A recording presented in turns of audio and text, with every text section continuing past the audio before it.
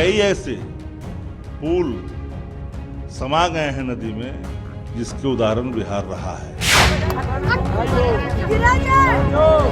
बिहार में एक और पुल भ्रष्टाचार की भेंट चढ़कर नदी में जा समाया। मामला अररिया जिले का है, जहां सिकटी के पड़ेरिया में बकरा नदी पर 12 करोड़ की लागत से बन रहा था पुल, जो आज नदी में पूरी तरह से लीन हो गया। ये पुल अभी पूरा भी नहीं बना था और नदी में जा गिरा।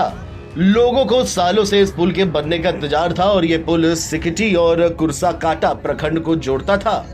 स्थानीय बीजेपी विधायक विजय कुमार मंडल और सांसद प्रदीप कुमार सिंह ने इस पुल को बनाने के लिए बेहद कोशिश की थी। पहले जब यह पुल बना तो बाढ़ की वजह से नदी का किनारा टूट चला गया। इसके बाद 12 करोड़ की लागत से नदी के किनारे तक पुल को बड़ा बनाने का काम शुरू हुआ, लेकिन विभाग के लोगों ने ध्यान नहीं दिया और ठेकेदार ने सही से काम नहीं किया और इस वजह से मंगलवार को यह पुल बकरा नदी में भेंट चढ़ गया।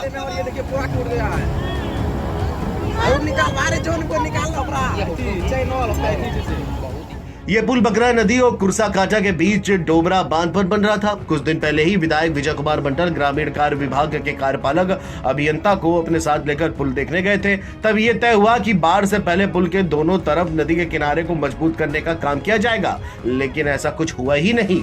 ना तो किनारे को मजबूत किया गया और ना ही ठेकेदार ने अपनी जिम्मेदारी निभाई। बिहार बीजेपी विधायक विजय कुमार मंडल ने कहा कि ठेकेदार रात में चोरी छिपे पुल का निर्माण करता था। अगर पुल के खंभे सही से बनाए गए होते तो ये नदी में नहीं समाते। उन्होंने ठेकेदार और विभाग के अधिकारियों पर कार्रवाई की मांग की है।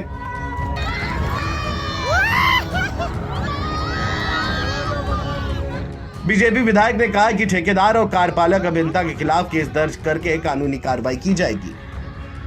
वहीं सिखंडी प्रखंड के कोआखो पंचायत के प्रमुख विकास कुमार यादव ने यह बताया कि पुल के निर्माण में गड़बड़ी की गई थी, इसलिए यह पुल बारिश से पहले ही ढह गया। उन्होंने आगे कहा कि इतने पैसे खर्च करके पुल बनाया जाता है और वह फिर गिर जाता है, फिर भी किसी पर कार्रवाई नहीं होती। इससे ठेकेदारों और अधिकारियों के हौसले बुलंद हैं। उन्होंने अपने सभी गाँव वालों की तरफ से मांग की है कि ठेकेदार और अधिकारियों पर सख्त कार्रवाई की जाए। लेकिन सबसे बड़ा सवाल ये उठता है, क्या ठेकेदार और अधिकारी ही इस तरह की घटनाओं के पीछे जिम्मेदार है?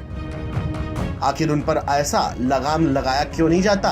उनके हौसले बुलंद होने के पीछे का कारण क्या है? क्योंकि बिहार अब वो प्रदेश बन गया है जहां आए दिन पुल गिरते रहते हैं। इससे पहले भी बिहार में कई निर्माणाधीन पुल गिरे थे। कई पुल तो उद्घाटन से एक दिन पहले ही ढह गए थे।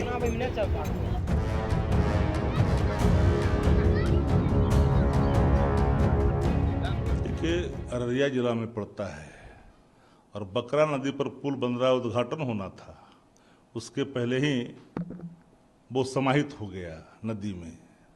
अब इससे उम्मीद करिए कि संस्थागत भ्रष्टाचार किस रूप में फल और फूल रहा है बिहार के अंदर में। पूरे तौर पर आज नहीं, कई ऐसे पुल समा गए हैं नदी में जिसके उदाहरण बिहार रहा है।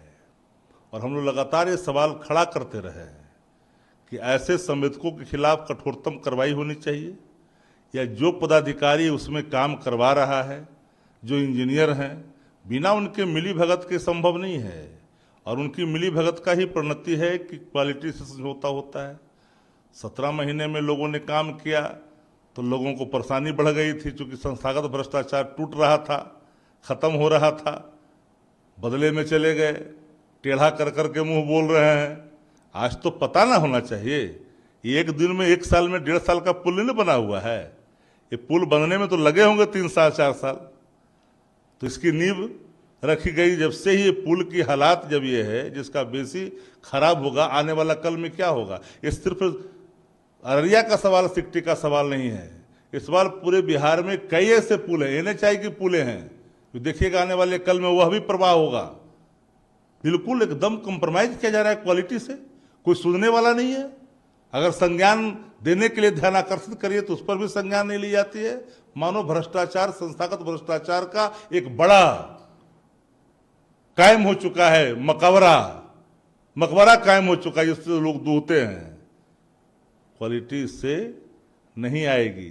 क्वालिटी अगर कायम करनी होगी तो भ्रष्टाचार के नेक्सस है ना, उसको तोड़ना पड़ेगा। शक्ति जी, ये तो सीधे पब्लिक से जुड़ा मामला है, पुल पुलिया सड़क नल नाले, उसके संयोग बनाइए ना, अगर हताहत होती जाने जाती तब उद्घाटन के बाद गिरता तो कितने लोगों की जान जाती, कितने लोग मरते। और आने वाले कल में देखिएगा, ये नहीं चाहिए कि पुल कई को बना हुआ है जिस पर आज संशय की स्थिति उत्पन्न हो गई है बिहार के अंदर में। कल अगर कुछ हुआ तो इतना बड़ा हताहत होगा कि कल्पना नहीं की जा सकती है। सीधे मैं राज्य सरकार को चार्ज करता हूं इस पूरे मामले पर। ये राज्य सरकार के अधिकारी और बैठे लोग इस भ्रष्टाचार को मूर्त रूप दे रहे हैं। Video desk, NBT online.